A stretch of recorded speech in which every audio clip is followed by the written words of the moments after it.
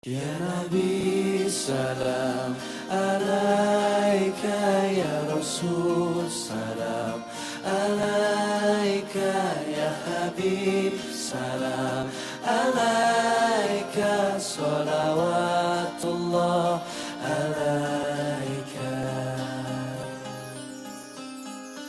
Engkau cahaya menerangi kelam dunia, engkau pelita dalam gelap jiwa,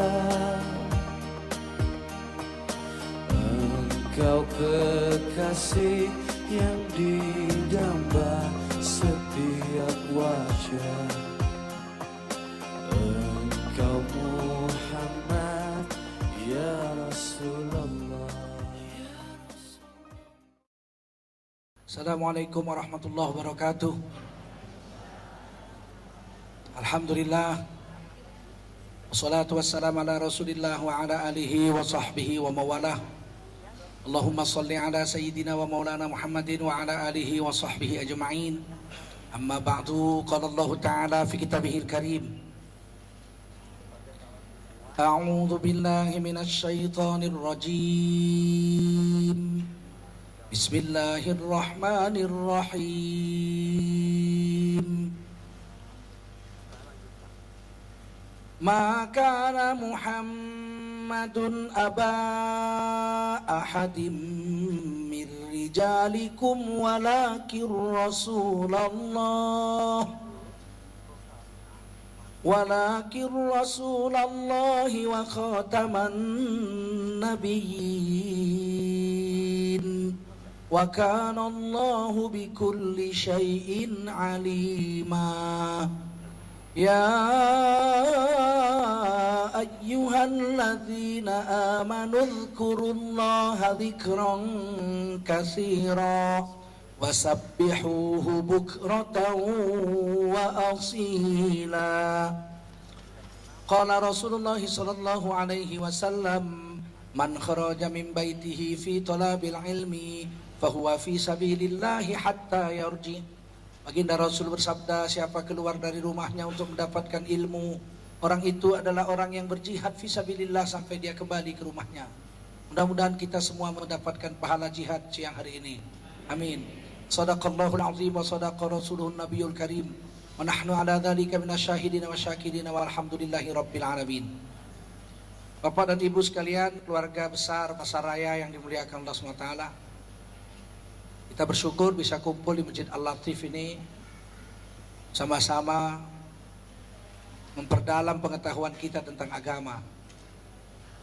Salawat salam kita sampaikan untuk baginda Rasulullah Sallallahu Alaihi Wasallam.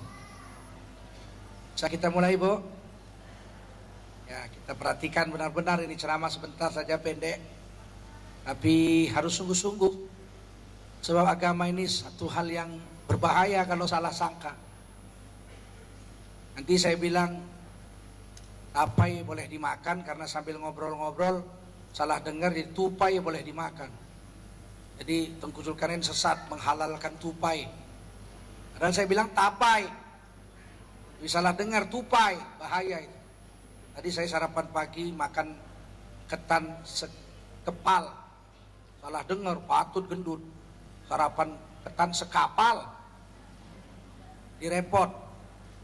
Agama harus sungguh-sungguh. Cerita hari ini kita mau bicara tentang Maulidur Rasul, hari lahirnya Nabi. Maulid asal kata bahasa Arabnya walada, lahir. Yulida, dilahirkan. Maulid atau maulud itu artinya hari lahir. Jamaknya milad, hari-hari lahir.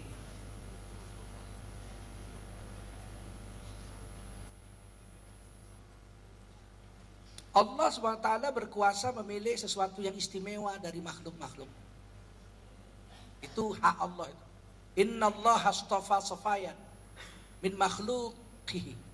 Allah kuasa memilih sesuatu dari makhluknya menjadi istimewa. Itu hak Allah.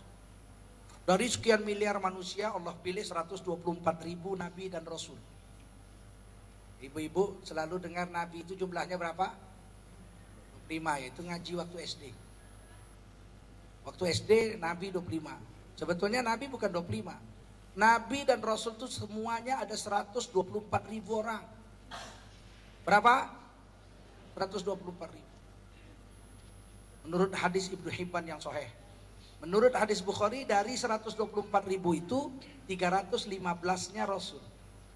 Rasul lebih tinggi dari Nabi. Nabi menerima risalah, wahyu untuk diri dan keluarganya saja. Dia dakwah untuk diri keluarga, namanya Nabi. Kalau dia dapat risalah, wahyu, kemudian dia dakwahkan kepada umatnya, kaumnya, maka naik pangkatnya jadi Rasul. 315 Rasul. Dari 315 Rasul Allah pilih lagi 25 yang wajib kita kenal. Namanya Mustafa. 25 Rasul Mustafa pilihan. Nah, itu wajib kita kenal namanya. Walaupun gak berturut-turut, tapi asal disebut tahu kita itu Nabi, sah iman kita. Bab rukun iman tuh percaya pada Nabi-Nabi yang 25 itu. Adam, ya betul Nabi, saya tahu tuh. Daud, wah Daud juga Nabi, saya tahu itu. Saya belajar dulu. Ishak juga Nabi. Sulaiman, betul, Sulaiman tahu saya Nabi itu. Bejo, Bejo bukan. Saya tahu Bejo bukan Nabi. Itu sah imannya, 25. Dari 25 itu 5 dipilih lagi. Di antara 25 itu dari 124.000 ada 5 lagi yang disebut Rasul Ulul Azmi. Rasul Ulul Azmi yang paling menderita untuk umat. Ada 5. Nuh 950 tahun umurnya, 500 tahun dakwah siang dan malam, lailan wan naharo, cuman punya murid 80. Bayangin 500 tahun dakwah muridnya cuma 80. Tapi Nabi Nuh nggak dibilang Rasul yang gagal berdakwah. Nabi Nuh digelar Rasul Ulul Azmi. Nabi Ibrahim dakwah berapa negara tuh, lahir di Babilonia, Irak, kemudian dakwah ke Suriah, kemudian dakwah ke Palestina, kemudian dakwah ke Mesir, kemudian dakwah ke Mekah, kemudian dakwah sampai ke India. Nabi Abraham, kata orang Palestina, Nabi Ibrahim, kata orang Arab, Brahma, kata orang India. Istri Abraham, Brahma itu istrinya paling cantik sedunia, namanya Saraswati, Dewi Sarah. Swati itu bahasa Indianya Dewi, Dewi Sarah. Kata Nabi, wanita tercantik sedunia 2. Satu Siti Hawa, sepertiga wanita sedunia dijadiin satu cantik. Seluruh wanita sedunia kecantikannya itu sepertiga dijadiin satu untuk Hawa sendiri. Enggak pingsan Bapak kalau jumpa itu. Saroh nomor 2, sepertiga kecantikan wanita sedunia dijadikan satu untuk Saroh sendiri, istri Nabi Ibrahim itu. Tinggal sepertiga lagi. Nah, itulah yang kongsi-kongsi ini banyak-banyak nih. Jadi nggak usah bangga lah kalau cantik, kongsi sedunia sepertiga. Siti Sarah, saking cantiknya orang India menyebutnya Sarah Swati, Dewi Sarah. Nabi Ibrahim begitu dakwah keliling dunia begitu, ternyata bapaknya Azar, kalau menurut tafsir itu bapak itu bukan bapak kandung, paman. Orang Arab memanggil paman bapak juga. Azar malah nggak masuk Islam, malah tukang buat patung. Gagalkah Nabi Ibrahim? Bapak yang memelihara dia dari kecil nggak masuk Islam? Enggak. Nabi Ibrahim disebut Rasul Ulul Azmi. Nabi Musa, bapak angkatnya Fir'aun yang memelihara dia dari baby, malah ngaku Tuhan. Nggak Islam, malah mengaku Tuhan. Nggak gagal Nabi Musa, dia disebut Rasul Ulul Azmi. Nabi Isa dari baby dakwah, inni Abdullah fa'budullah rabbi wa rabbakum. Bayi di dalam pangkuan sudah dakwah, aku adalah hamba Allah, sembahlah Allah Tuhanku dan Tuhanmu. Muridnya cuma 12, 33 tahun dakwah, muridnya cuma 12. Kalau ada kiai dakwah 33 tahun, muridnya 12, mending berhenti jadi karyawan pasar raya aja. Tapi Nabi Isa enggak, terus dakwah sampai diangkat ke langit. Beliau tidak disebut Rasul yang gagal, beliau disebut Rasul Ulul Azmi. Nabi Muhammad SAW 23 tahun hampir jadi Rasul. Seluruh jazirah Arab Islam ketika Nabi wafat. Tapi paman kandungnya Abu Lahab, Abu Thalib tidak sempat Islam. Nabi Muhammad nggak disebut Nabi yang gagal, Nabi Muhammad Rasul Ulul Azmi. Dari 5 Rasul Ulul Azmi, satu lagi diambil, paling istimewa diambil Allah, yang disebut Sayyidul Anbiya'i wal Mursalin, yaitu Nabi Muhammad sallallahu Imamul Mursalin, imam bagi seluruh nabi-nabi yang ada. Nabi Muhammad yang paling istimewa, yang hari ini kita peringati hari lahir. Nah, bapak-bapak, ibu-ibu yang mulia, dari sekian banyak manusia yang dipilih jadi Rasul cuma 124.000 jadi Nabi dan Rasul.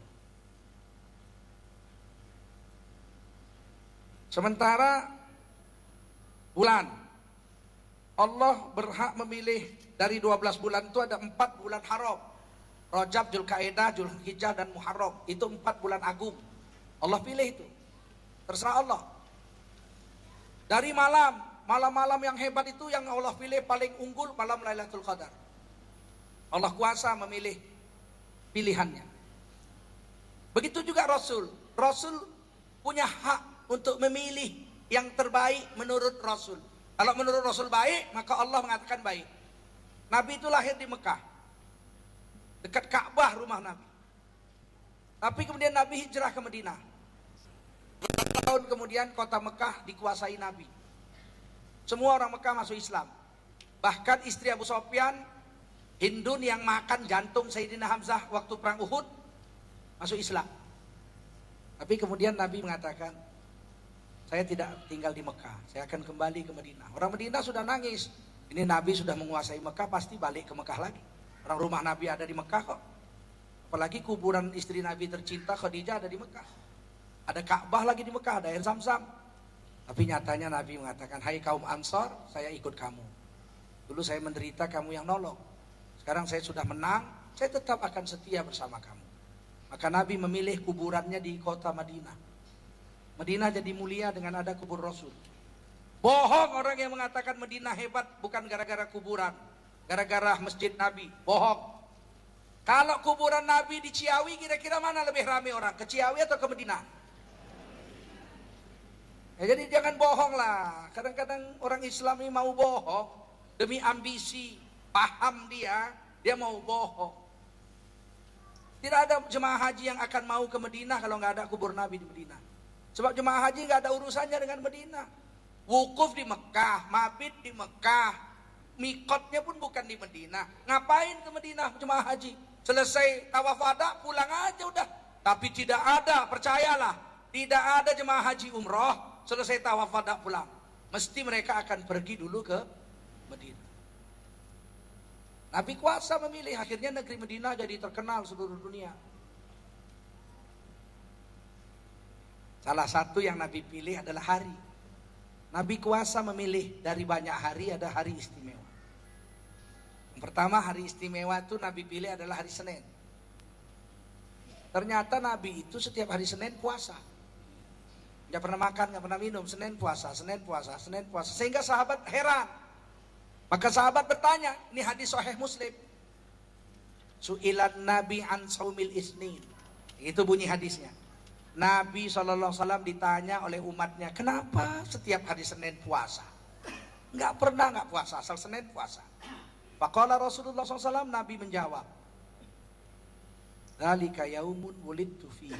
Sederhana kalimat. Kenapa aku puasa hari Senin? Karena hari Senin itu adalah hari kelahiranku. Hari dzalika yaumun wulidtu fihi. Kalau secara tekstual arti hadis itu adalah itu hari Senin, hari aku dilahirkan. Kalau bahasa bebasnya, Senin itu hari maulidku. Kalau bahasa Jawanya, dzalika yaumun wulidtu fihi, dina Senin iku dina wetonipun. Itu bahasa Jawa halus. Kalau bahasa Jawa Medan, Jawa Delhi, dina Senin niku dina brojolku.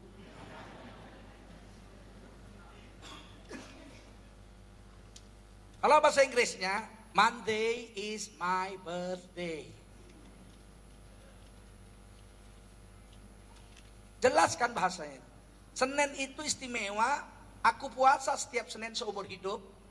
karena hari itu adalah hari kelahiranku. Wa bu'itsu fihi, dan hari Senin itulah aku dilantik jadi rasul. Berarti apa? Wahyu pertama turun Lailatul Qadar, wahyu pertama turun Iqra bismi rabbik, itu hari Senin.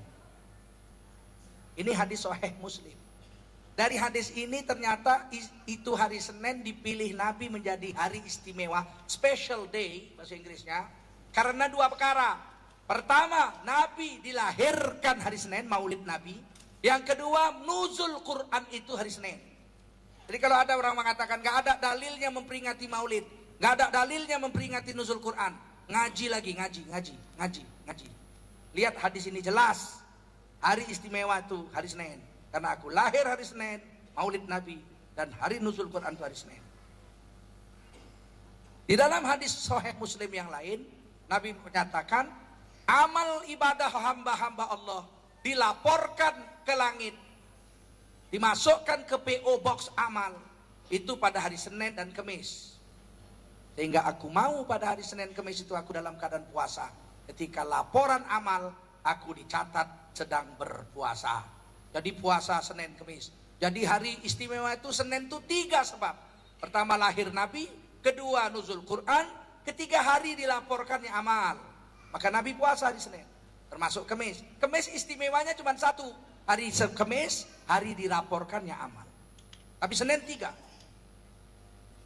Ini dalil memperingati Maulid. Terus mereka mengatakan, kalaulah hari Nabi lahir itu hari istimewa, tentu Nabi Adam lahir lebih istimewa. Oh iya, hari lahir Adam hari istimewa juga. Siapa bilang hari kejadian Nabi Adam tidak istimewa? Kalau nggak ada Nabi Adam, nggak ada kita semua. Ternyata hari Jumat itu hari istimewa, ditulis dalam hadis Bukhari Muslim. Khairul yaumi tola'at alaihi syamsu yaumul jumu'ah. Hari terbaik yang pernah disirami matahari adalah hari Jumat. Apa alasannya? 5 alasan. Fihi khuliqa Adam. Hari Jumat hari Nabi Adam diciptakan. Jadi hari Nabi Adam diciptakan hari istimewa. Wa fihi udkhilal jannah. Pada hari Jumat Nabi Adam dimasukkan ke surga. Wa fihi ukhrija minha. Pada hari Jumat Nabi Adam diturunkan ke dunia. 3. Dalam hadis lain, hari Jumat Nabi Adam wafat. Wa fihi yamut, dia wafat hari Jumat. 4. Yang kelima, hari kiamat hari Jumat. Berarti istimewanya Jumat 5. 1 lahir Nabi Adam, kejadiannya itu dijadikan hari Jumat. Nabi Adam masuk surga Jumat, turun ke dunia Jumat, wafat hari Jumat, kiamat hari. Jadi hari Nabi Adam jadi itu hari istimewa. Siapa bilang tidak istimewa? Inilah dalil kenapa dalam Islam boleh memperingati hari ulang tahun. Karena pasti hari ulang tahun adalah hari istimewa bagi setiap orang.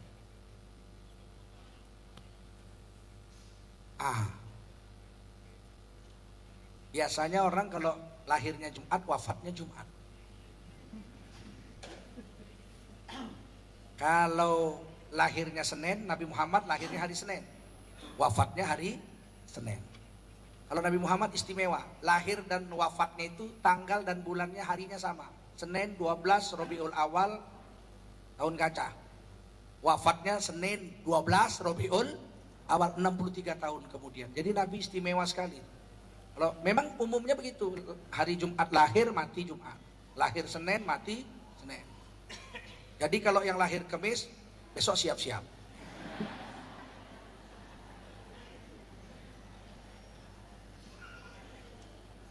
Masalah kedua,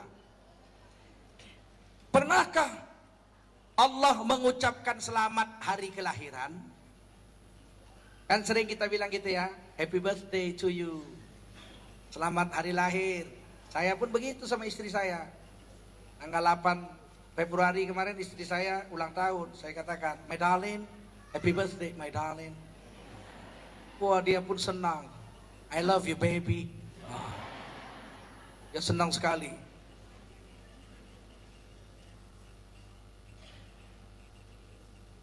Allah ternyata 2 kali mengucapkan selamat hari lahir kepada manusia di dalam Al-Quran. Yang pertama surah Maryam ayat 13. Oh bukan 13, 15. Maryam ayat 15. Wassalamun alaih. Selamat atasnya. Wassalamun alaihi yauma wulida wa yauma yamutu wa yauma yub'atsu hayya. Selamat kepada Nabi Yahya bin Nabi Zakaria pada hari maulidnya, yauma wulida, pada hari dia dilahirkan, on his birthday. Bahasa Inggrisnya gitu. Selamat pada Nabi Yahya pada hari dia dilahirkan, pada hari dia mati, dan pada hari dia hidup lagi hari kiamat. Hebat Nabi Yahya diucapin selamat lahir. Kenapa? Istimewa. Beliau lahir dari seorang bapak yang sudah umur 100 tahun lebih. Dan istri Nabi Yahya, ibu Nabi Zakaria, istri Nabi Zakaria, ibu Nabi Yahya itu mandul. Wamro'ati akhir, istriku mandul. Jelas Nabi Zakaria bilang, wamro'ati akhir, istriku mandul. Udah umur 90 lebih, sudah menopause. Gigi sudah rontok semua, nenek-nenek keriput. Tapi Nabi Zakaria ini istimewa. Dia tahu istrinya mandul, tapi dia tidak kawin lagi. Tetap bertahan dengan satu istri, dan dia berdoa tiap malam dalam tahajudnya. Rabbi la tadarni fardan wa anta khairul warithin. Dahsyat ini ya. Saya terharu setiap baca kisah ini. Ya Tuhanku, jangan biarkan aku hidup sebatang kara, gak punya anak. Sesungguhnya Engkaulah yang maha memberikan waris kepada siapa Engkau mau. Doa itu 100 tahun tiap malam tahajud dikumandangkan oleh Nabi Zakaria. Lain kalau kita kan kawin 2 tahun gak punya anak, kawin lagi. Kenapa? Istri mandul. Udah 2 tahun gak punya anak, kawin lagi. Kenapa? Istri mandul. 3 tahun gak punya anak, kawin lagi. Kenapa? Istri mandul. Udah 4 istri. Kata kawan gak punya anak juga? Enggak. Jangan-jangan coba kau periksa ke dokter. Dia periksa. Rupanya dia yang mandul. Udah 4 perempuan jadi korban.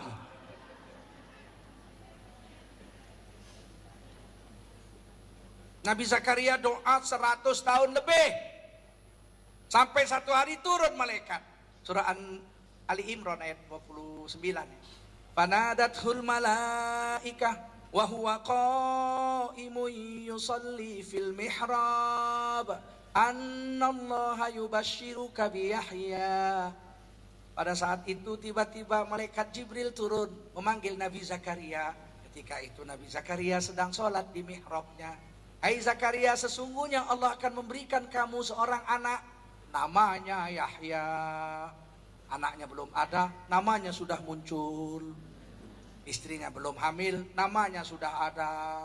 Dan hebatnya Quran hanya dibilang, Allah beri kabar gembira, kau akan punya anak, namanya Yahya. Nggak dibilang anak laki-laki. Nggak perlu, karena Yahya pasti laki-laki. Kalau perempuan Yayu. Kau akan punya anak, Yahya, udah jelas laki-laki. Musaddiqam bi kalimatin minallah. Anakmu itu akan membenarkan kitab-kitab terdahulu. Taurat, Zabur terdahulu akan dibenarkan. Wasayyida, anakmu Yahya akan menjadi seorang sayyidina. Jadi ada sayyid dalam Quran, ada. Gelar sayyidina ada dalam Quran. Ada orang bilang, pakai sayyidina bid'ah, masuk neraka. Makanya ngaji. Sayyidina 3 kali ada dalam Quran, 3 kali. Salah satu yang digelar sayyidina Nabi Yahya. Wasayyida, dia lahir nanti seorang sayyid pangkatnya. Wahasura, dia nanti mati muda, belum sempat kawin dan tidak pernah berzina. Jadi laki-laki yang mati perjaka, perempuan yang mati perawan, itu digelar hasur. Laki-laki yang mati muda, belum sempat berzina, belum sempat nikah. Itu Imam Nawawi itu digelar hasur. Umur 45 belum nikah mati. Itu digelar hasur. Nabi Yahya nanti mati sebelum sempat nikah. Wahasura wa nabiyya, dia akan menjadi seorang nabi. Minas solihin, dan dia satu dari orang-orang soleh. 4 gelar Nabi Yahya. Itu orangnya belum ada, belum lahir. Namanya udah diberi, gelarnya udah diberi. Sayyidina, Asura, Nabi, Solihin. Maka Nabi Zakaria mengatakan, bagaimana mungkin aku punya anak sedangkan istriku mandul, wa mraati akhir, istriku mandul. Qala, malaikat menjawab, kadzalik. Begitulah adanya, nanti Allah akan jadikan. Allahu Akbar. Lahirlah anaknya. Bayangkanlah bapak-bapak, ibu-ibu, 90 tahun lebih hamil. Resiko enggak itu?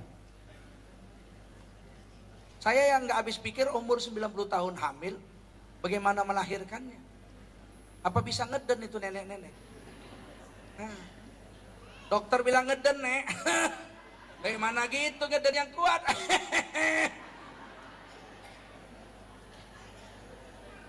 Mau dioperasi sisar, belum ada dokter.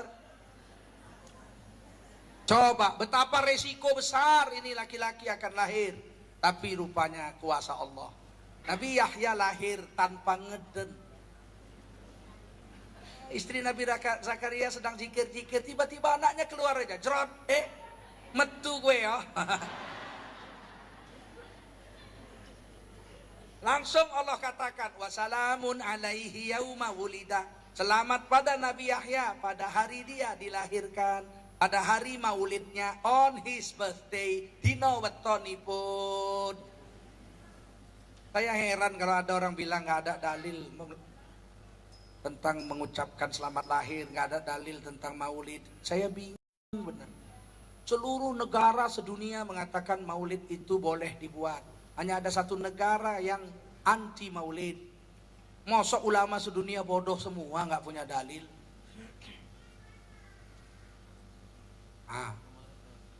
Yang kedua yang diucapkan selamat adalah Nabi Isa alaihissalam. Ini bayi ajaib juga, lahir tanpa bapak. Dari seorang perawat, akan dahsyat juga. Kalau tadi lahir dari seorang nenek-nenek mandul, ini Nabi Isa lahir dari seorang gadis perawan yang tidak pernah dilihat oleh laki-laki dan tak pernah melihat laki-laki kecuali mahramnya, dan kulitnya pun tak pernah bersentuhan dengan laki-laki. Mana ada perempuan kayak gitu sekarang? Sekarang kalau kita naik kereta api, kita lebih takut sama perempuan daripada laki-laki. Kalau laki-laki kita desek-desekan berani, kalau perempuan gimana desek? Mana berani kita desek-desekan? Wanita begitu hebat tiba-tiba hamil. Sehingga sampai Siti Maria mengatakan, ya Allah, lebih baik matilah daripada hidup, ya Allah. Sedih sekali cerita itu, akhirnya hamil juga. Itu perintah Allah. Semua orang marah-marah. Ayo, bapakmu orang soleh Imron, pamanmu Nabi Zakaria, sepupumu Nabi Yahya, ibumu soleha, bibimu soleha, mbahmu soleha, keturunan Nabi Harun. Kenapa kamu tiba-tiba melahirkan anak zina seperti ini? Maka Maryam mengatakan, inni nazartu lirrahmani sauma, aku bernazar nggak mau ngomong. Akhirnya begitu anaknya lahir, orang Bani Israel datang, dia tunjuk aja anaknya. Mau tahu siapa bapaknya? Tanya langsung sama anaknya. Anak kecil kok ditanya, endel-endel mana iso ngomong. Tiba-tiba anak itu bicara. Inni Abdullah, fa'budullah rabbi wa rabbakum. Sesungguhnya aku bukan anak zina. Aku ini hamba Allah. Sembahlah Allah Tuhanku dan sembahlah Allah Tuhan kamu itu. Wih, kaget orang semua. Ini anak kecil bisa ngomong. Wassalamu alayya yauma wulidtu wa yauma amutu wa yauma ub'atsu hayya. Selamat kepadaku pada hari aku dilahirkan, pada hari aku nanti mati, pada hari aku hidup lagi di hari kiamat. Subhanallah. Ini surah Maryam ayat 35. Dari ayat inilah Allah mengucapkan 2 kali selamat hari lahir. Maka ulama ahli tafsir kita mengambil hukum boleh mengucapkan selamat hari lahir kepada siapa yang kita sayangi atau yang kita tahu. Kemarin saya ke Jogja tanggal 5 Maulid Nabi. Sebelum pulang saya sempatkan pergi ke Malioboro. Saya bilang sama yang ngantar, "Sigas sebentar Malioboro, kita ada waktu 2 jam." Hingga Malioboro. Saya cari baju untuk istri saya di kaki lima itu murah-murah, 40.000, 35.000, 50.000. Saya bilang tipis sekali, nggak mungkin saya kasih istri saya baju tipis. Yang tebal nggak ada. Mana mungkin saya belikan baju tipis? Istri saya bukan kue lapis. Kan gitu kan? Abang sayang, ku minta baju yang tipis. Jangan adik, kau bukan kue lapis. Akhirnya saya cari toko, masuk toko, saya bilang, tolong saya sediakan baju cepat 5 pasang, yang tebel-tebel yang bagus. Akhirnya dikasih nih, wah daster bagus nih, bagus. Saya, oh ya oke, kasih 5 warna model sama. Dah, bungkusin cepat, saya bayar udah, pulang. Malam tanggal 6, saya bilang istri saya, sayang, sini yang. Saya manggil istri sayang. Bukan tukul aja manggil istrinya sayang. Ini sayang, ada apa bang? Ini ada baju. Yo, kok banyak sekali 5. Ini ulang tahun. Happy birthday my darling. Dia bilang kok sampai 5 bang? Lah setahun sekali. Senangnya dia. Terharu dia. Kenapa? Karena saya sayang pada istri saya. Anehnya hari ini ada orang mengatakan, aku cinta pada Nabi. Aku sayang sama Nabi. Aku memperjuangkan dan mengikuti sunnahnya 100%. Kami adalah pencinta Rasul. Tapi ada satu perkara yang paling kami benci, yaitu hari ulang tahun Rasul, itulah kami paling benci. Ini pembohong besar. Pembohong kalau dia bilang dia cinta Nabi, tapi dia benci hari lahir Nabi. Kan aneh itu. Semua yang ada pada diri Rasul kami cinta. Cuman satu yang kami benci, hari lahirnya itu. Siapa bersenang-senang menyambut gembira lahirnya Nabi, masuk neraka jahanam. Aneh betul ini orang. Kalau saya katakan pada istri saya begitu, bagaimana perasaannya? Dia bilang, kan ulang tahun tanggal 8 bang, ini baru tanggal 6. Ya karena tanggal 8 abang ke Tanjung Pinang, jadi nggak jumpa kita. Lebih dulu lah. Coba saya bilang gitu. Oh iya bang, kalau begitu nanti hari tanggal 8 saya kumpulkan teman-teman tetangga, saya bikin mie rebus Medan ya bang ya. Karena kan saya ulang tahun. Terus saya jawab gini, my darling, I love you. With all my heart. Dari ujung rambut ke ujung kaki aku cinta sama kamu. Cuma satu perkara yang aku paling benci. Hari ulang tahunmu itulah aku yang paling benci. Sempet kau peringati, awas ya. Masuk neraka jahanam kau. Oh langsung dia bilang, wes aku mulai aja nih bapak aku. Sangat tidak masuk akal ada orang mengatakan cinta pada Nabi tapi membenci hari lahirnya. Dan melarang manusia memperingati hari lahirnya. Dan mengancam manusia yang bersenang hati dengan hari lahir Nabi itu masuk neraka jahanam. Nggak masuk akal. Ance sudah berpesan itu. Bagaimana mungkin kau masih sayang padaku, sedangkan hari ulang tahunku engkau tak ingat lagi.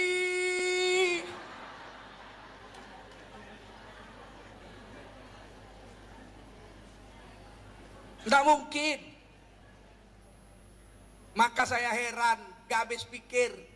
Sampai sekarang masih ada sekelompok kecil umat Islam yang berkeras mati-matian mengancam orang-orang yang memperingati hari lahir Nabi dengan masuk neraka. Kalau masuk neraka maulid Nabi, ketua panitia duluan masuk neraka. Kedua, ketua masjid yang nyediain tempat. Nah, ketiga baru saya. 4 ibu-ibu nyusul, bapak-bapak nyusul semua. Ada-ada aja orang kita ngaji bagus-bagus, cerita tentang Rasul, pakai Quran hadis, diancam neraka. Katanya Nabi nggak pernah memperingati hari lahirnya. Lah itu tadi, setiap hari Senin Nabi puasa, ngapain Nabi puasa hari Senin? Dzalika yaumun wulidtu fihi, karena hari Senin hari lahir. Kan hadis itu Sahih Muslim, kok dibilang nggak ada dalil? Masalah keempat, Nabi Muhammad itu rahmat, bukan untuk dunia, bukan untuk umat Islam. Wa ma arsalnaka illa rahmatan lil alamin. Tidaklah kami utuskan engkau wahai Nabi Muhammad SAW, melainkan menjadi rahmat bagi seluruh alam semesta. Itu rahmatan lil alamin, itu bahasa Inggrisnya rahmatan lil alamin. Lil alamin itu artinya for the all universe, untuk seluruh alam semesta. Jadi bukan untuk dunia saja, bukan untuk matahari, planet, tata surya, tapi untuk seluruh alam jagat raya. Nabi Muhammad itu datangnya membawa rahmat. Bayangkan kalau ada orang yang datang membawa kasih sayang kepada kita, kira-kira kita seneng nggak memperingatinya? Sedangkan istri saya kasih 5 pasang baju, bahagianya dia, besoknya saya mau berangkat, saya sakit perut, mah saya kambuh, dia sediakan bubur masukkan tupperware, ada garam, ada goreng bawang, ada ikan senangin goreng kesukaan saya. Inilah bang, jangan sampai abang lapar tengah jalan makan. Apa ini? Bubur. Di jalan banyak bubur. Lain lah bang, ini kan saya yang bikin. Masya Allah. Dalam hatiku dikasih baju 5 aja dibawain bubur. Mutar-mutar telepon, mutar SMS. Abang sehat, kumat, mahnya udah sembuh. Masya Allah. Itu istri saya, manusia biasa. Bagaimana Rasul? Ketika kita bahagia dengan kelahirannya, kita berselawat, kita senang menyambut hari lahirnya, kita ceritakan kelebihan-kelebihannya. Kira-kira di hari kiamat kita dikasih apa oleh Rasul? Dikasih cemplungkan ke neraka atau dikasih syafaat oleh Rasul? Ini penting pemahaman agama ini. Nabi Muhammad bukan rahmat untuk dunia, tapi rahmatan lil alamin. Membawa rahmat seluruh alam. Berikutnya, Nabi Muhammad sepakat seluruh ulama sedunia Ahlus Sunnah wal Jamaah mengatakan Nabi Muhammad adalah manusia terbaik. Afdolun nas, manusia terbaik. Tetapi juga Ahlus Sunnah wal Jamaah, ulamanya sepakat seluruh dunia mengatakan Nabi Muhammad adalah afdolul makhluk, sebaik-baik makhluk. Jadi bukan manusia terbaik saja Nabi Muhammad, tapi makhluk terbaik.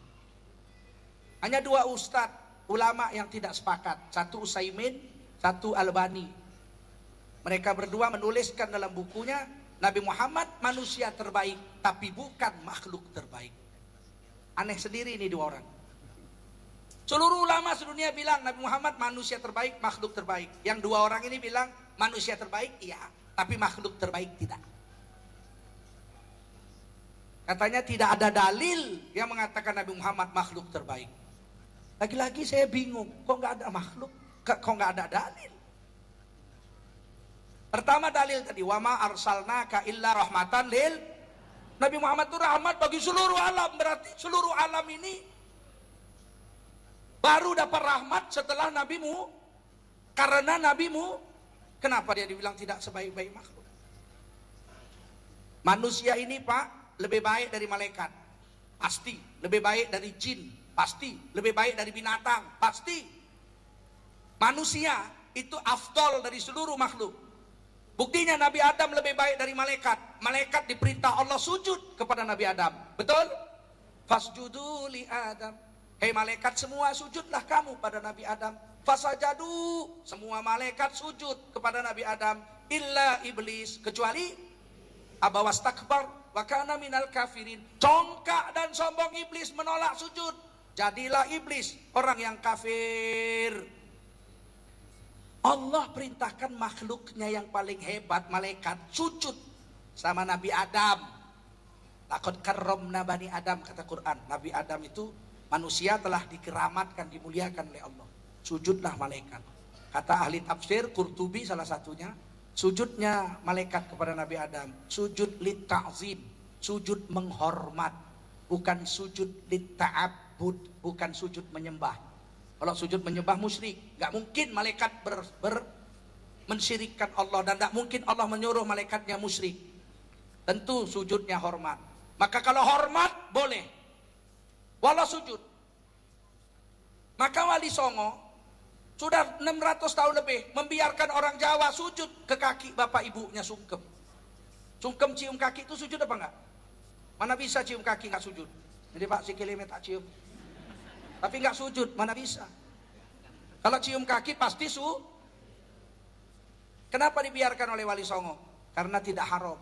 Karena sujudnya hanya takzim, menghormat, bukan sujud menyembah. Pernah dilakukan oleh malaikat dan pernah dilakukan oleh saudara-saudara Nabi Yusuf yang sujud ke kaki bapaknya, Nabi Yusuf alaihissalam. Makanya dalam Islam hormat boleh. Anehnya ada beberapa sekolah kemarin mengharamkan hormat bendera. Kami tidak mau syirik. Oleh karena itu murid kami haramkan hormat bendera. Karena itu perbuatan musyrik. Loh, hormat bendera kok musyrik? Ini kan takzim, hormat, bukan menyembah. Yang syirik itu menyembah. Bendera, Allahu Akbar. Itu baru.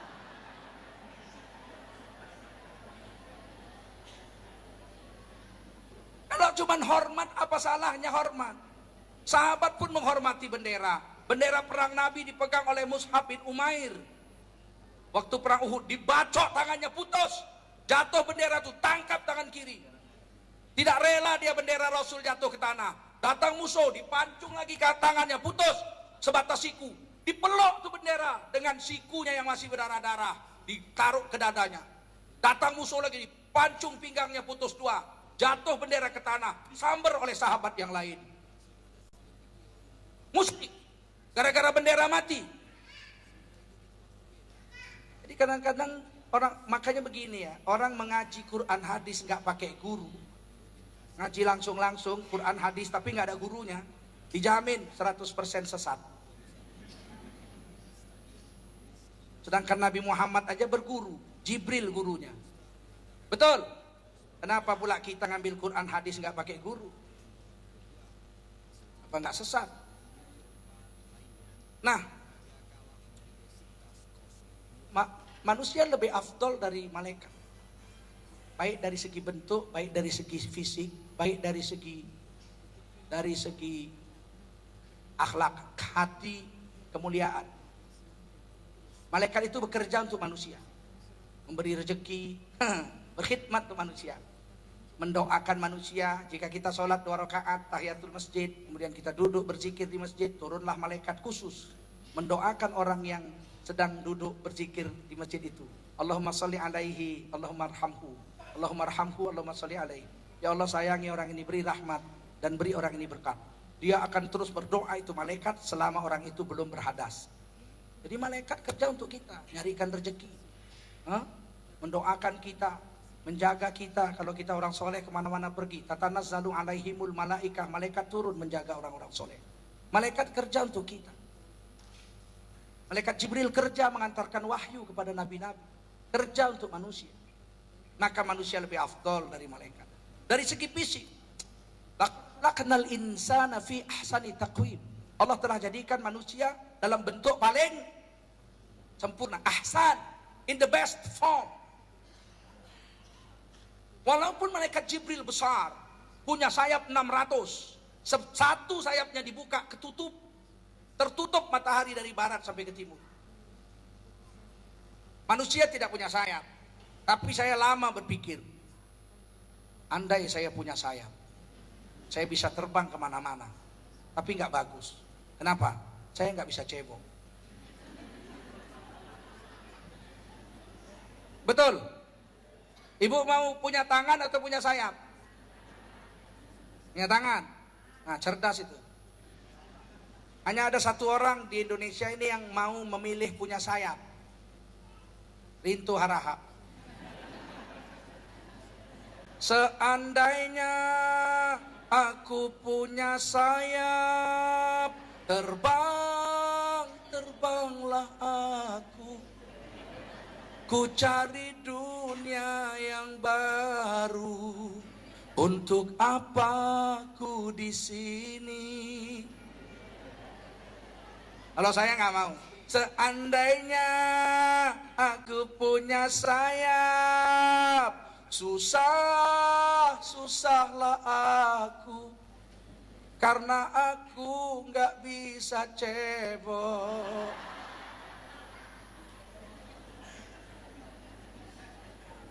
Penuh najislah celanaku.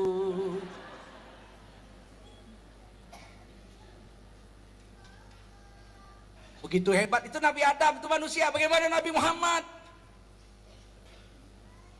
Ketika Nabi Muhammad Isra Mi'raj, Nabi singgah di Masjidil Aqsa, sholat 2 rakaat, sholat malam. 124.000 arwah Rasul-Rasul diturunkan ke dunia, sholat berjemaah dengan Nabi imamnya. Nabi Musa, Nabi Adam semua makmum, Nabi Muhammad imam. Berarti Nabi Muhammad paling hebat dari semua nabi-nabi. Ada yang protes juga itu. belum tentu pemimpin itu terbaik. Oh, itu kalau alam demokrasi. Kalau alam demokrasi, SBY Presiden Indonesia, belum tentu dia manusia yang paling baik. Wah, berjuta-juta yang lebih baik dari dia. Percaya saya itu. Tapi kalau agama, imam itu pasti yang paling baik. Kalau imamnya nggak bagus, ada yang lebih bagus bacaan Qur'annya di belakang, tidak sah sholat orang yang di belakangnya itu. Harus yang paling baik. Sempat jadi imam nggak bagus baca Quran, gimana coba? Ijajah anasrullahi wal fathu wa ra'aitan nasa yadkhuluna fi dinillahi afwajan.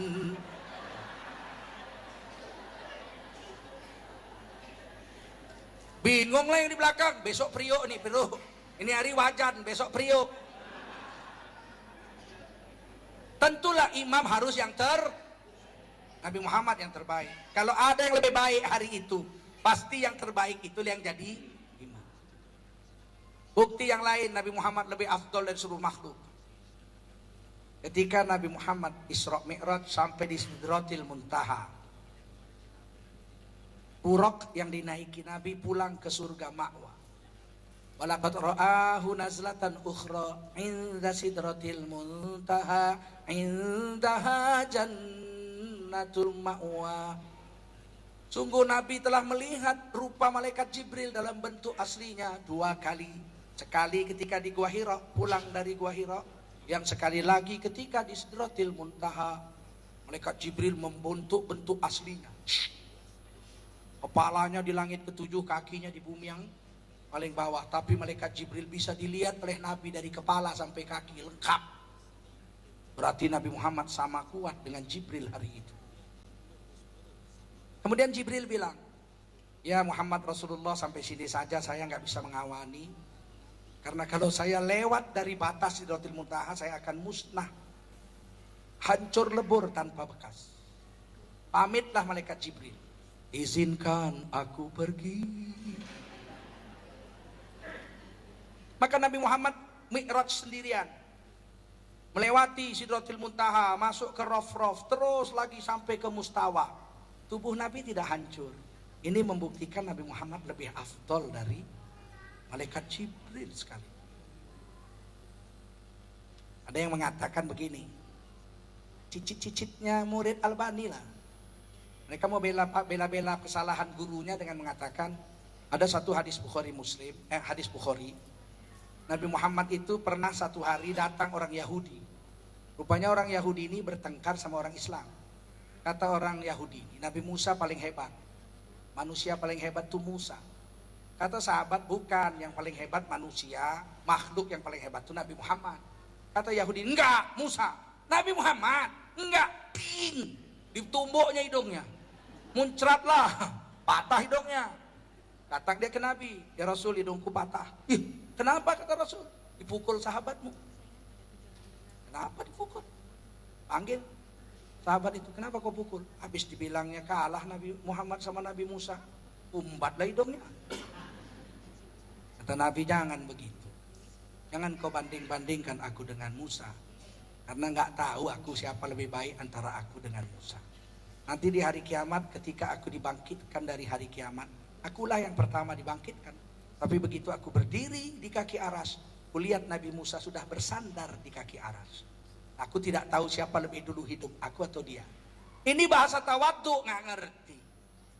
Dibilangnya nih, buktinya Nabi Musa lebih hebat dari Nabi Muhammad. Mana bisa dalil ini diambil? Nabi Muhammad sudah berdiri, sedangkan Nabi Musa masih bersandar. Mana lebih hebat? Berdiri atau bersandar? Berdiri sudah normal. Kalau sandar kan masih pening-pening lalat. Biar tahu membaca hadis. Saya mau buktikan bahwa Nabi Muhammad lebih hebat dari Nabi Musa. Cuman tawaduknya Nabi Muhammad tidak mau ngomong. Orang hebat kan nggak ngomong kan. Dari kalian semua akulah yang paling hebat. Ah, gila lah itu. Tak perlu dibilang, orang tahu. Tengok buktinya ya. Ketika Nabi Musa mendapat wahyu dari Allah di bukit ya, di lembah tua, maka Allah perintahkan kepada Musa, ya Musa, tinggalkan sendalmu. Boleh naik gunung pakai sendal. Tinggalkan tongkat. Jadi Nabi Musa mengambil wahyu itu ke atas bukit dengan meninggalkan sendal dan tongkat. Itu bukit tua, bukit suci. Kita lihat Nabi Muhammad ketika Isra Mi'raj. Nggak ada disuruh Allah, dibilang Allah, hei Nabi Muhammad tinggalkan sendalmu, tinggalkan tongkatmu. Nggak ada. Nabi Muhammad sampai ke Raf, dialog dengan Allah. Atahiyatul mubarakatuh salawatu thayyibatu lillah. Assalamu alayka ayuhan nabiyyu wa rahmatullahi wabarakatuh. Itu Nabi dengan pakaian lengkap. Pakai serban, pakai jubah, pakai tongkat, pakai sendal. Sendalnya aja nggak diturunkan, dibawa sampai ke langit. Ini kelebihan Nabi. Nabi Musa sendalnya naik gunung ini suruh turun. Sendal parkir. Nabi Muhammad sendal sampai ke Mustawa. Nabi ini jubah Nabi, sendal Nabi ini kena nur ma'rifatullah, keagungan Allah. Itu maka sahabat kalau sakit datang ke rumah istri Rasul. Ya ibu, masih adakah jubah Rasul? Rasul sudah wafat, jubahnya masih ada, masih. Tolong direndamkanlah dengan air. Bawa sini airnya untuk obat. Kami lagi demam. Begitu diminum air jubah Nabi langsung sembuh. Sebab apa? Sebab jubah Nabi kena nur ma'rifatullah di Mustawa. Jangan kalian minum jubahku. Kalau jubahku kalian rendam, mencret lah. Ini hebatnya Rasulullah Sallallahu Alaihi Wasallam. Rahmatan lil alamin, dan memang betul-betul sampai di alam yang luar biasa yaitu Mustawa. Nah, kemudian Nabi diperintah sholat 5 waktu, turun. Jadilah sampai sekarang kita dapat oleh-oleh Isra Mi'raj itu sholat 5 waktu. Nah, habis waktu kita 11.20. Karena kita mau tanya jawab ini. Saya mau petik satu saja hikmah tentang kehadiran Nabi. Nabi datang ke dunia mengangkat harkat martabat para wanita. Sebelumnya wanita nggak ada harga, nggak dapat warisan kalau bapaknya mati, nggak dapat warisan kalau suaminya mati, dan kalau mau dicerai cerai, kalau mau dikawin dikawin, mau dibuang dibuang, nggak ada harganya. Perempuan tidak ada harganya. Kata Umar bin Khattab, perempuan seperti kuda-kudaan yang diparkir di samping rumah. Kapan perlu dinaiki, kapan nggak perlu parkir. Begitulah hinanya perempuan ketika Nabi belum jadi Rasul. Tapi begitu Nabi jadi Rasul, Nabi Muhammad terus langsung mengangkat martabat wanita dengan mengatakan surga di bawah telapak kaki. Lebih dari itu Nabi ketika mau wafat, pesan terakhir yang diucapkan Nabi adalah as-salah, as-salah, al-mar'ah, al-mar'ah. Sholat jaga, sholat jaga. Perempuan dijaga, perempuan dijaga.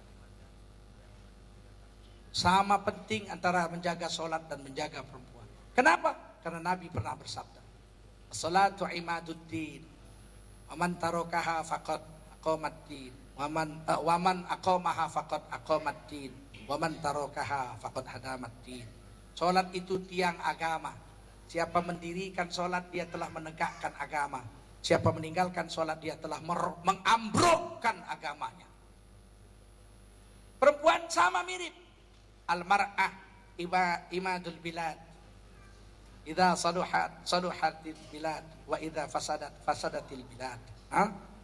Itu perempuan adalah tiang negara. Kalau perempuan bagus, baguslah negara. Kalau perempuannya rusak, hancurlah negara. Jadi sama-sama tiang. Sholat tiang agama, perempuan tiang. Kalau kita lihat sekarang generasi Indonesia ini, generasi mudanya bagus apa jelek? Jelek. Berarti perempuan-perempuannya jelek. Ini yang bilang negara, ini yang bilang Rasul. Ibu-ibu dulu nggak sekolah. Ibu-ibu dulu nggak sekolah. Saya di kampung saya yang sekolah itu bisa dihitung jari perempuan. Rata-rata buta huruf. Tapi walaupun dia nggak sekolah, anaknya 13. Anaknya bisa dia didik baik. Saya teringat zaman dulu, Masya Allah. 1 hektar tanah hanya 1 kali panen setahun sekali, itu sawah. Ditanam sawah hanya sekali setahun panen. Sawah tak ada hujan. 1 hektar hanya menghasilkan 3-2 ton. Tapi anaknya 13. Setiap tamu datang tetap dia kasih. Ada beras baru. Ada beras baru. Ada beras baru. Anaknya cukup makan, Tetangga datang dikasih beras, hidupnya makmur. Sekarang 1 hektar 12 ton, anak cuma 2. Tapi kalau kita datang ke rumahnya, apa kabar Pak? Aduh susah. Istrinya kita tanya, apa kabar Bu? Wah susah. Nggak pernah seneng. Bupati kita jumpa, apa kabar Pak Bupati? Aduh susah. Istri Bupati, wih susah. Presiden, apa kabar Pak? Kau lihat uban sudah bertabur. Berarti susah. Aduh, zaman sekarang kok nggak ada yang senang. Tidak ada keberkatan. Dulu kalau ada orang nanam pohon bunga kenanga di depan rumah, satu gang itu harum malam-malam, sampai dibilang ada kuntilanak di sini. Kalau ada orang meletakkan bunga sedap malam di dalam vas bunga, itu malam wajib dikeluarkan. Kalau enggak satu rumah mabuk. Saking wanginya bunga sedap malam. Sekarang bunga sedap malam dimakan jadi sop. Nggak ada mabuk lagi. Dulu cabai rawit dimakan 1, pedesnya 2 jam. Sekarang 7 cabai rawit dimakan nggak pedes lagi. Allah sudah cabut. Yang diajarkan Nabi wanita, hormati wanita, dan wanita Nabi mengatakan, khairukum khairukum li ahlihi. Laki-laki terbaik di antara kamu adalah yang paling baik terhadap istri. Wa ana khairukum li ahli, dan dari semua kamu, akulah Rasulullah, manusia yang terbaik terhadap istrinya. Jadi kata Nabi simple. Orang terbaik bukan yang paling banyak zikir. Laki-laki terbaik bukan yang paling banyak sholat sunat. Laki-laki terbaik bukan yang paling banyak sedekah. Laki-laki terbaik bukan yang paling rajin naik haji, umroh, bukan. Kata Nabi, yang paling baik laki-laki adalah yang paling baik terhadap istrinya. Sederhana tapi teruji. Andai katalah dikatakan di koran, di televisi, Tengku Zulkarnain laki-laki terbaik sedunia, the best man of the year. Wartawan datang ke rumah saya 700 orang. Pak, wah kami sudah pilih Pak, ternyata the best man of the year is yourself. Terus saya mengatakan, kenapa Bapak bisa jadi laki-laki terbaik? Terus saya ngomong, saya itu begini, begini, begini, begini. Tiba-tiba istri saya bangun, keluar dari dalam rumah. Yang mana laki-laki terbaik itu? Oh inilah Bu, suami Ibu. Ini, iya Bu, ini terbaik. Iya. Terus istri saya bilang gini. Terus dia masuk kamar. Batallah. Ucapan semua orang saya terbaik, batal. Kalau istri sudah bilang 1 kalimat aja, habis. Tapi kalau istri kita udah bilang, soheh. Kalau udah istri kita di pasar, dia bilang sama kawan-kawannya, Mbak, aduh senengnya aku hari ini. Kamu iya kok kelihatan seneng sih hari ini. Biar Mbak tahu, suamiku itu Mbak. Kenapa? Belum tahu Mbak. Terus kata kawan-kawannya, apa hebatnya suamimu itu? Pendek, tonggek, pesek, elek. Terus apa dia bilang? Walaupun suamiku itu tonggek, pesek, elek, pendek, tapi suamiku itu Mbak, biar Mbak tahu ya. Itu sudah soheh. Soheh. Nah Nabi sama istri luar biasa. Khadijah itu Nabi gak pernah panggil namanya. Nabi manggil Khadijah itu ya Habibi, ya Habibi, wahai kekasihku. 25 tahun loh, gak pernah silap. Wahai kekasih hatiku, intan manjaku, buah hatiku, ya Habibi. Tapi hari ini perkara kecil itu saja orang Islam gak bisa amal. Sekarang yang mengamalkan itu malah orang Amerika. Yang tidak Islam, orang Inggris, tidak Islam, mereka manggil istrinya apa? My darling, my love, sweetheart, baby I love you baby. Iri kita, iri. Itu ajaran Rasul kita yang mengamalkannya orang Inggris, orang Amerika. Sementara kita orang Islam 7 keturunan manggil istri kita serampangan. Hei, buka pintu, hei. Hei. Macam tak punya nama istrinya. Hei. Datang tamu, hei. bikin kopi oi. 2 oi. Yang manis banyak gulanya. Untung istrinya nggak jawab. Kopi habis woi. Hari ini kita nggak panggil istri tidak beres. Padahal Rasul bilang panggillah istrimu dengan panggilan yang membuat hatinya bangga. Tengok Nabi memanggil Aisyah, ya Humaira, wahai si pipi merah dadu. Alangkah tersipu-sipunya istri kalau kita panggil gitu. Wahai si pipi merah, pasti istri kita, abang, di depan orang kok begitu. Padahal hatinya berbunga-bunga. Panggil yang membuat dia senang. Hah? Kalau hidungnya mancung, panggillah. Hidung bangir, abang pulang. Oh, itu dia lari-lari kecil nyambut kita. Bangganya dia sama tetangganya. Kalau badannya kecil, panggil dia. Kumil-kumil, abang pulang. Oh, dia pun senangnya lah dia dipanggil begitu. Jangan panggil dia dengan panggilan yang membuat dia minder. Nyil, unyil, abang pulang nyil, kan sedih dia. Kalau dipanggil unyil sih bang, ya kau kan memang unyil. Yang unyil tapi dikawini juga.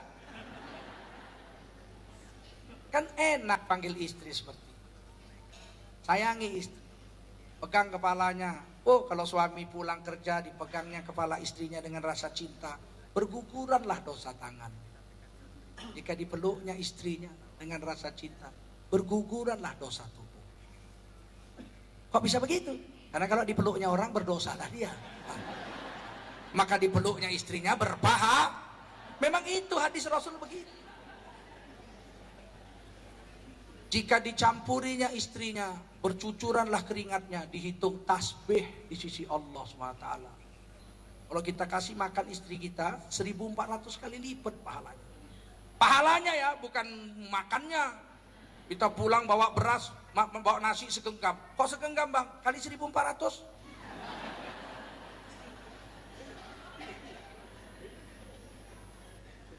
Betapa bahagianya kita yang diajarkan Nabi ini. Ibu-ibu pun begitu, sayang sama suami, jangan melawan. Ya bu, ibu mau masuk surga, cuman 4 langkah aja. Berapa langkah? 1, jaga sholat, bisa? Yang kuat lah, bisa? Jaga puasa, yang kedua bisa? Yang ketiga agak susah sedikit, taat sama suami seumur hidup, gak pernah ngelawan, bisa?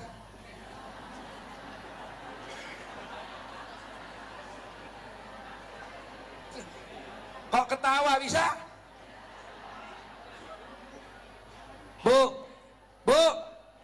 sekali aja ibu melawan suami, gak usah banyak-banyak, sekali aja. Diam lu, banyak bacot.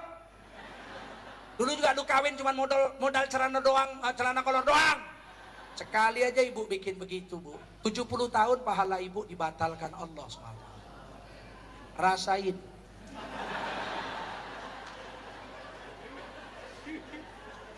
Jangan lawan suami. Suami tidak boleh dilawan. Suami itu patahkan dia, tundukkan dia dengan diam dan senyum manis. Kalau suami macam-macam diam, jangan banyak bicara. Kalau suami pemabuk, penjudi, tukang mukul, marah-marah, jangan ibu lawan. Kalau dilawan diinjek-injek lah. Suami kayak gitu dilawan. Kalau dia pemabuk, penjudi segala macam, ibu diam aja.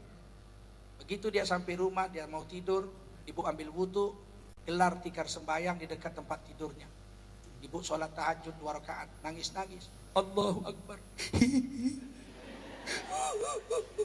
Allahu Akbar. Itu dia takut bu, takut dia bu. Habis sholat ibu doa, ya Allah ya Tuhanku. Oh, dia itu pura-pura tidur, ngintip dia tuh. Besok dia bilang sama kawan-kawannya, aku berhenti mabuk ah. Kenapa? Tadi malam ditahajudkan istriku aku.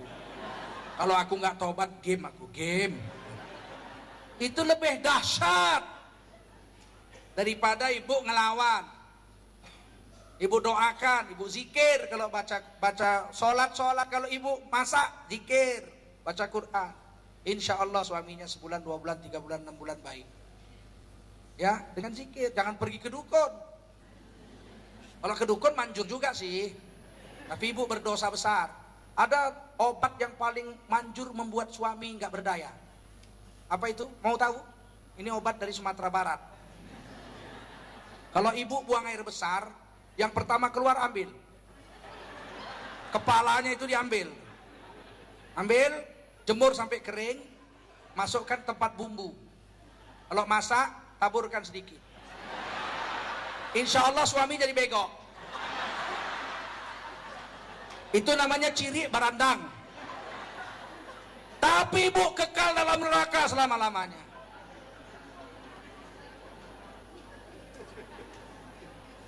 Buat apa?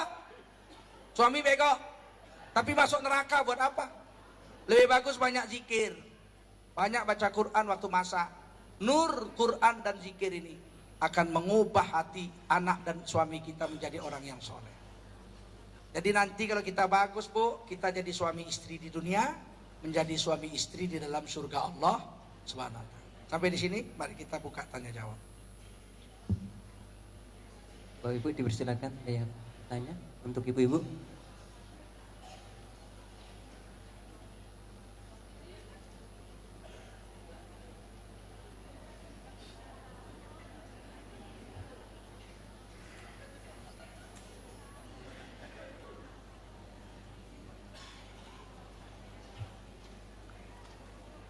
Assalamualaikum warahmatullahi wabarakatuh.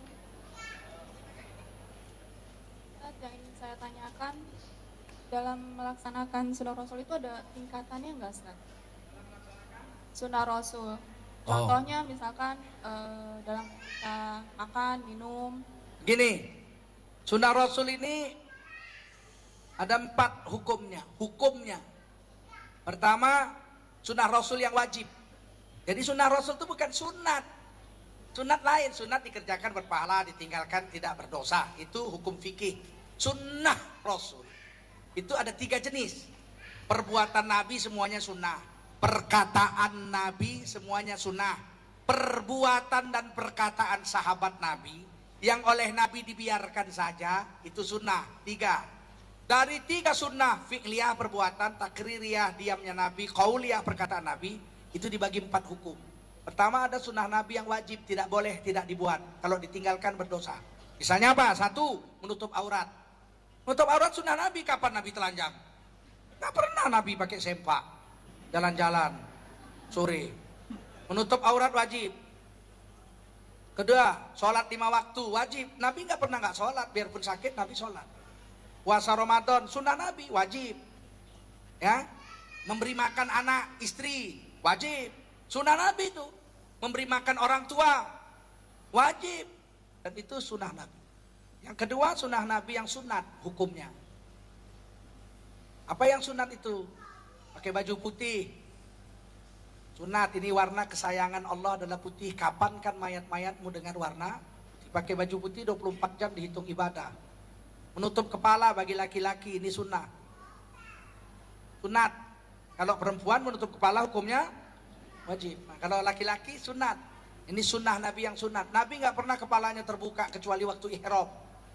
Selain ihram Nabi tutup terus. Terus apa lagi sunnah Nabi yang sunat? Gosok gigi. Ya, gosok gigi. Kalau tidak memberatkan umatku, laula an asyqa ala ummati la amartuhum bisiwak inda kulli shalah inda kulli wudu. Kalau tidak memberatkan umatku, kuwajibkan gosok gigi setiap mau sholat dan wudu 10 kali sehari. Tapi karena berat tidak wajib, sunat. Walaupun sunat jangan coba-coba ditinggalkan. Meninggalkan yang sunat tidak berdosa, tapi dihina Allah, dihina manusia, dihina malaikat. Bayangkan ada ibu-ibu, alah gosok gigi sunat aja, nggak usah gosok gigi 3 tahun. Memang sunnah Nabi itu sunat. Meninggalkan sunnah Nabi yang sunat, kita kehilangan kehormatan. Saya pakai baju begini. Ini namanya baju takwa. Walibasut takwa. Menurut Quran ini baju takwa. Saya rasakan kalau saya pergi ke plaza belanja, saya dipanggil bapak. Pak Haji belanja sini, ini silakan beli. Tapi kalau saya pakai celana jeans, pakai kaos oblong, nggak pakai peci, ada tulisannya Kiss Me Darling, orang akan panggil saya Om. Belanja sini dong Om. Samakah Om dengan Pak Haji? Samakah dengan ustadz? Lain. Ustadz panggilan terhormat.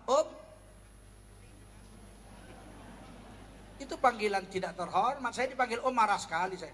Cobalah saudara-saudara, berikut ini kita dengarkan ceramah agama dari Tengku Zulkarnain. Saya pulang. Jadi pakaian ini memang sunnah. Menutup aurat itu yang wajib cuma lutut sampai pusat bagi laki-laki. Pakai jubah serban ini sunat, tapi terhormat. Kemudian sunnah Nabi yang ketiga, sunnah Nabi yang boleh, mubah. Apa itu? Salah satu, Nabi kawin dengan janda. Ya kan? Istri Nabi semua janda kecuali Aisyah. Nabi kawin pertama dengan janda, 2 kali sudah jadi janda. Sudah 2 kali jadi janda. Jadi yang ketiga, Nabi suami yang ketiga, Khadijah, janda. Itu sunnah Nabi, perbuatan Nabi. Tapi itu sunnah yang boleh, mubah. Mau kawin sama janda boleh. Jangan pula ibu marah. Anak ibu udah sekolah S3 ke Inggris, tiba-tiba pulang kawin sama janda. Lah kau capek-capek sekolah ke Inggris cuma janda lah dapatmu. Loh kenapa janda? Kenapa? Ada apa dengan janda? Rupanya janda jelek. Apa janda itu hina? Kalau hina janda, Nabi hina dong kawin dengan janda.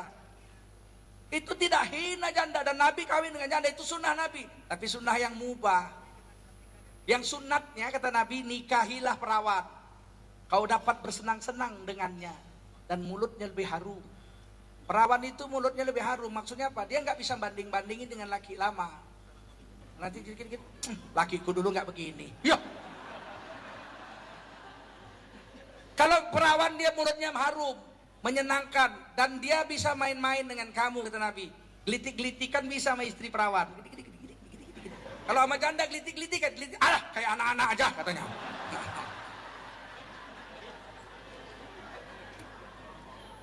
Banyak sunnah Nabi yang mubah ya, nikah dengan janda, menggembalakan kambing. Menggembalakan kambing itu sunnah Nabi, melatih kesabaran itu. Susah gembala kambing. Saya lihat itu kawan-kawan saya yang menggembala kambing, menderita, ditarik, ngelawan, didorong, mogok, diikat, jerit-jerit, dilepaskan, hilang. Tapi itu sunnah Nabi yang mubah gitu. Ya. Kemudian ada sunnah Nabi yang haram. Jadi sunnah Nabi tidak semuanya bagus. Bukan karena jeleknya dia haram, tapi karena khusus Rasul yang buat, orang lain tidak boleh. Apa sunnah Nabi yang haram diikut? Pertama, nikah tanpa wali. Kalau kita wajib ada wali. Kalau walinya nggak ada, negara jadi wali. Kadepak, kepala kantor agama jadi wali. Sultan waliun liman la waliyalaha. Jadi wajib nikah tanpa wali. Wajib nikah dengan wali. Kalau Nabi, beliau boleh nikah tanpa wali. Datang Umi Habibah, ya Rasul, suami saya murtad. Dia apa? Di Ethiopia. Sekarang anak-anak saya banyak. Sedangkan bapak saya Abu Sofyan panglima perang kafir. Gimana nasib saya ini? Dan Nabi sudah nggak usah khawatir, saya kawini kamu. Gak perlu wali, langsung dinikahi selesai. Allah walinya, kiraman katibin saksinya. Kalau kita mana bisa? Sini Mina, saya kawini kamu. Loh, bagaimana caranya mas? Tenang, Allah wali, kiraman katibin saksi. Nggak bisa. Nabi bisa nikah lebih dari 4. Istri Nabi 16, 15 istri Nabi, 15. Istri kita nggak boleh lebih dari 4. Lebih dari 4 haram. Ya, dan Nabi boleh nikah tanpa saksi. Kalau kita tidak sah nikah kalau nggak ada 2 saksi yang adil. Kira-kira itulah sunnah Nabi. Mana yang kita harus buat? Pilih aja apa yang bisa kita. Kalau yang wajib nggak bisa ditawar. Sunnah Nabi yang wajib kalau ditinggalkan berdosa. Tapi kalau sunnah Nabi yang sunat, buat sebanyak-banyaknya. Sunnah Nabi yang haram jangan buat. Gitu. Sunnah Nabi yang mubah ala kadarnya. Yang seperti saya bilang, kalau yang etika makan, minum, jabat tangan itu bagaimana Ustaz? Karena realitanya kalau itu sunat. Acara walimahan, hal seperti itu harus diperjuangkan nggak Ustaz? Oh, kalau saya di tempat orang kawin tetap duduk makan. Kalau nggak ada tempat duduk saya nggak makan. Karena makan berdiri makruh. Saya tidak makan. Tapi biasanya tuan rumah tahu kalau saya datang langsung sediain kursi. Kalau saya nggak makan. Kalau di tempat makan minum tidak ada duduk, saya tidak makan, tidak minum. Kalau terpaksa minum saya jongkok. Lebih baik nggak makan daripada makruh. Pete, jengkol saya nggak pernah makan karena makruh. Nah, berarti kalau saya makan di tempat pesta berdiri kan sama makan jengkol saya. Ih, jengkol kau makan enggak, ikan kakap tapi berdiri. Makan jengkol juga itu sama. Kira-kira begitu. Buat sekuat tenaga kita. Ya. Sebetulnya walimah ini tidak boleh tamu-tamu itu dibikin berdiri. Itu cara Perancis, France dinner. Itu kan orang Perancis, rajanya sombong. Menunjukkan kayanya, rakyatnya dikasih makan, tapi dia nonton dari balkon tuh rakyat kita. Berdiri pun makan kayak kambing. Kalau kita orang Islam, jangan mengundang orang makan kalau nggak bisa nyediain kursi. Makruh. Dah, yang lain. Kami orang-orang di daerah saya dulu di Jawa, daerah Jawa di Medan sana. Orang Jawa itu kalau kenduri dia bikin kursinya bagus, mejanya panjang begitu. Kursinya pun papan itu, papan panjang, dipinjam aja dari toko material. Dan makan dengan duduk tertib, dihidangkan begitu. Sampai sekarang masih begitu kami di Medan. Orang-orang Jawa sana ya, masih lebih memegang adab. Assalamualaikum warahmatullahi wabarakatuh. Waalaikumsalam warahmatullahi wabarakatuh. Ada beberapa pertanyaan, sebenarnya masalah kecil, cuman saya pengen satu jawaban yang pasti Pak. Yang pertama, seperti yang Bapak sampaikan tadi baju putih ya Pak ya. Cuman kenyataannya di masyarakat kita kalau orang meninggal itu kan pakai baju hitam. Kemudian Bagi wanita lebih baik warna hitam. Hitam adalah warna kesukaan Allah pada wanita. oh gitu. Putih pada pada laki-laki. Nah terus kalau meninggal tuh pakai bendera kuning gitu loh Pak. Kenapa? Bendera itu kalau di Medan merah. Oh gitu. Pekanbaru putih. Beda-beda ya Pak. Iya, karena di sini mungkin benci sama Golkar dibikin kuning. Di Medan merah. Kalau di Pekanbaru putih. Nah terus lagi Pak, tadi masalah wanita. Kenapa ya Pak ya wanita itu diharapkan untuk selalu sabar, sabar dan sabar gitu. Sama laki-laki juga disuruh sabar. Innallaha ma'as sabirin. Sesungguhnya Allah bersama orang-orang yang baik laki-laki maupun perempuan. Biasanya laki-laki itu memang temperamental. Laki-laki itu menutupi kelemahannya dengan marah. Kalau kau lihat merah di pipi, bekas gambar tanganmu, sering kau lakukan bila kau marah, menutupi salahmu. Jadi laki-laki itu marah menutup salah. Laki-laki kalau pulang jam 2 malam, sebelum ibu buka pintu dia marah duluan. Lama banget bukanya, menutupi salahnya. Dia pulang jam 2 malam kok. Terus ibu gantian marah. Ngapain ibu marah? Ibu mau nutupin salah ibu. Ibu kan gak punya salah itu. Ya buka aja dengan senyum manis. Kok lama bukanya? Senyum aja. Jangan jawab, orang udah jam 2 malam kok. Dia makin marah. Nah, itu perempuan itu ditakdirkan Allah punya senjata. Senjatanya itu diam, nangis. Laki-laki takluk kalau istrinya itu diam dan nangis. Marahilah istri kita. Kamu gini, begini, gini. Dia diam. Begini. Diam. Tiba-tiba dia nangis. Langsung kita itu kalah. Mau ngapain lagi? Mau ngapain lagi? Dia udah nangis. Nah, tapi kalau dia ngelawan, begini. Nah, ada alasan nabok, kamu ribut. Makanya senjata wanita itu dikasih Allah 2, diam dan laki-laki itu yang senjatanya marah, menutupi salah. Cerai aja. Ini kayak hebat kali. Laki-laki itu kan gitu, dikit-dikit ngancam, cerai. Padahal kalau cerai dianya yang setengah mampus. Saya baru tahu lah, kawan saya profesor doktor S3 sekolah di Amerika. Dosen, 20 tahun lebih jadi dosen. Saya datang ke rumahnya, istrinya pulang kampung 2 minggu aja ke rumah mertuanya kena sakit. Gitu saya masuk rumahnya, celana dalam di ruang tamu. Saya bilang, apa nih? Maklum istri pulang kampung. Ternyata dia sok marah-marah, gak ada istri menderita, kata Waljina. Walang keke menclok nang tembok mabur maneh menclok neng pari, ojo ngenyek yo mas karo wong wedok, ditinggal lunga setengah mati. Ayo. Jadi memang gitulah, senjata perempuan itu memang itu ya Bu. Jangan ibu mau bertindak seperti laki-laki, rugi. Laki-laki pun begitu, marah itu senjatanya. Kalau pula laki-laki diem, terus nangis, iya. Terus Pak, ini masalah ulang tahun Pak. Tadi kan kalau Nabi dia selalu puasa setiap hari Senin.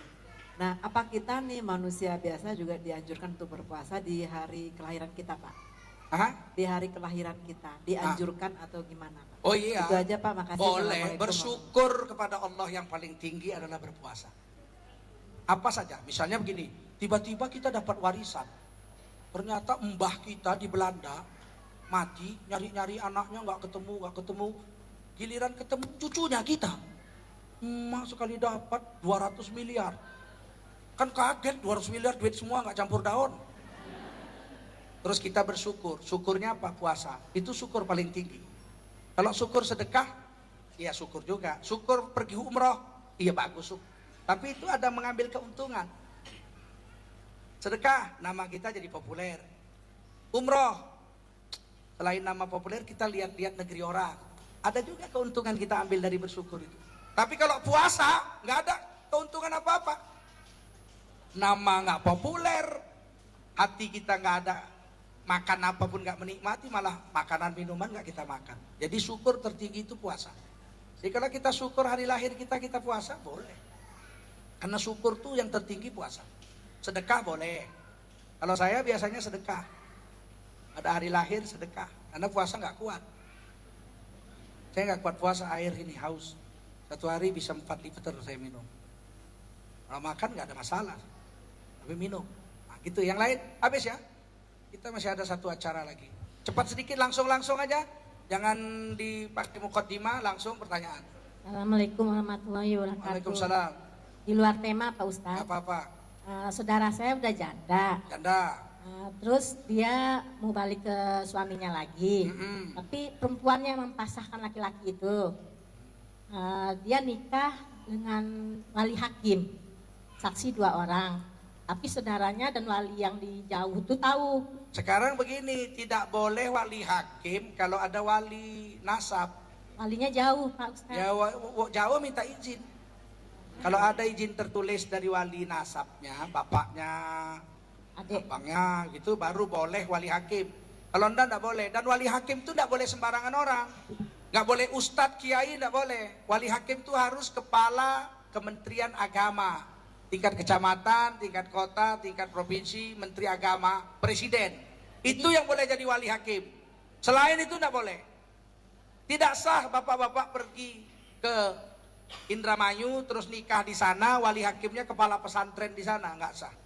Sultan waliun liman la waliyalaha. Jadi harus pegawai negeri, pemerintah yang ditunjuk oleh pemerintah adalah kepala kantor agama. Jadi pernikahannya gimana? Tidak sah kalau bukan itu. Kalau bukan Kementerian Agama, walinya nggak sah. Tapi Ustadz. Ya nggak salah nikahnya. Ulang nikahnya. Ya, makasih Pak Ustadz. Assalamualaikum warahmatullahi wabarakatuh. Hati-hati dengan nikah bapak-bapak, hati-hati. Ini antara hidup kita dengan Allah SWT. Karena kalau nikah nggak sah, setiap hari pergaulan kita dihitung zina. Yang main-main dengan nikah, betul-betul lah rujuk kita kepada agama. Ya jangan anggap enteng dengan urusan seperti ini.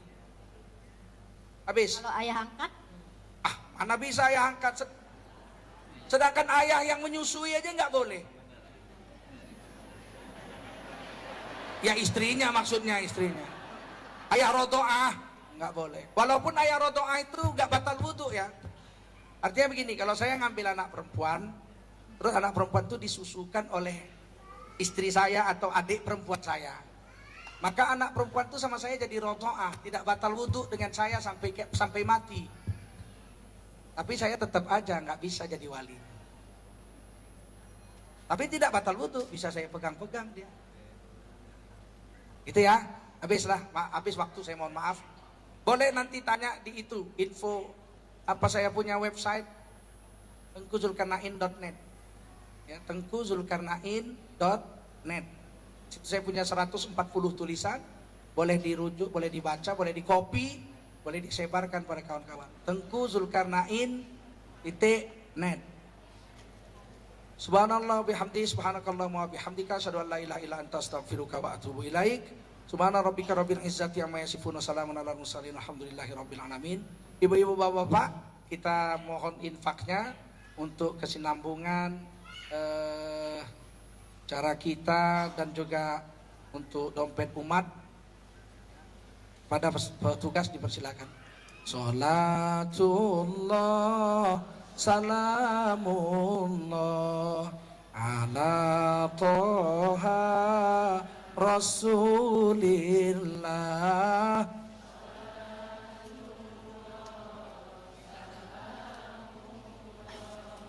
ala yasin tawassalna bismillah wa bil hadi rasulillah wa kulli mujahidin lillah bi ahlil badri ya Allah. Salatullah